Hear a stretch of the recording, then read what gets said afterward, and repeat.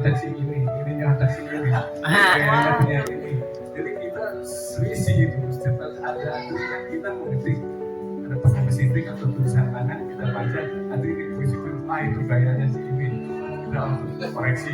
Ini metaforanya si ini. Jadi di satu sisi tidak nyaman, di sisi lain ini tantangan. Jadi kami selalu memberikan tantangan kepada kami agar puisi kami otentik, tidak meniru siapa-siapa. Nah, Adri sampai hari ini hafal semua puisi penyair terkenal dari zaman yang sebagai sastrawan sampai hari ini, dan termasuk hafal juga puisi saya beberapa. Nah, jadi Adri ini adalah tantangan dan juga memberikan inspirasi bagi kami semua. Ketika di Bulungan kemudian kita tidak hanya teater, saya juga ikut sastra dengan ini dan teman-teman. Adanya Adri ini menambah bobot kelas gelar remaja Bulungan. Jadi tidak hanya teater, saya juga sastra.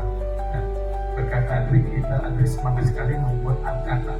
Kita membuat angkatan 80 ya, angkatan 80 mengumpulkan para penyair di Jakarta, bikin buku tanpa ada deklarasi. Kita bikin buku angkatan 80. Nah, Gelar Remaja Bulungan juga meminta kami untuk membuat majalah internal, meminta majalah sirkuit. Itu cocok yang juga saya akan belajar pertama kali itu umur 17 tahun di Gelar Remaja Adri Jumanto redakturnya. Nah, dengan Adri perkenalan terus berlanjut sampai sekarang. Di zaman Bulungan itu kami selalu mendatangi setiap kegiatan sastra dan seni meeting dan semua pelanggan. Berkat Adri Darmaji juga saya diajak untuk mencintai film, diajak nonton semua film yang di mana-mana, seperti di Roxy, di Rivoli, selain yang di Bulungan. Sekarang ada satu film yang film India, judulnya Bobby, itu bagus sekali dan Adri selalu hafal banget film itu. Karena apa? Karena tokoh utama film itu seorang bapak-bapak, itu mirip dengan bapaknya Reni. Jadi itu Bobby. Jadi setiap kali ketemu dan itulah kemudian kami berkegiatan dalam setiap kesempatan kami sebelum berjalan bersama.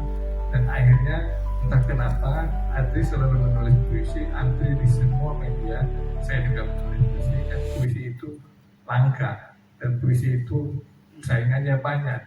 Antri sebulan, 2 bulan, 3 bulan, akhirnya kita harus berkenalan.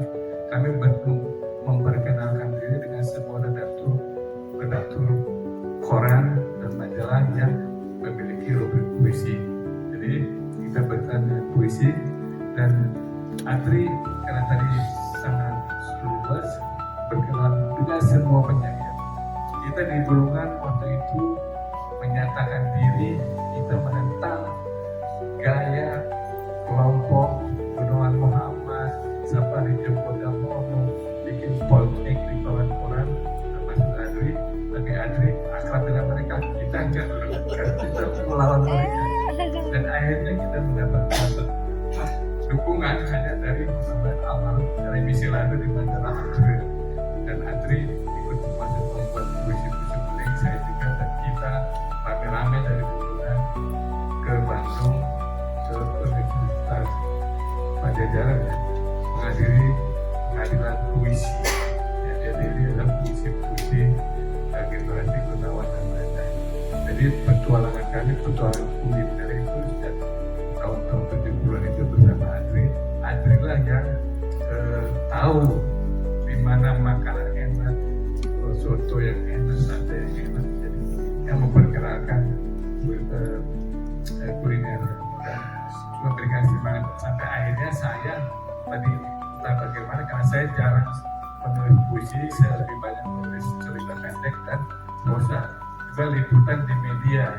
Nah, karena menunggu honor puisi itu 3 bulan atau 4 bulan dan itu baru satu puisi dihargai cuma 150 atau 300 maksimum rupiah ya, bukan ribu.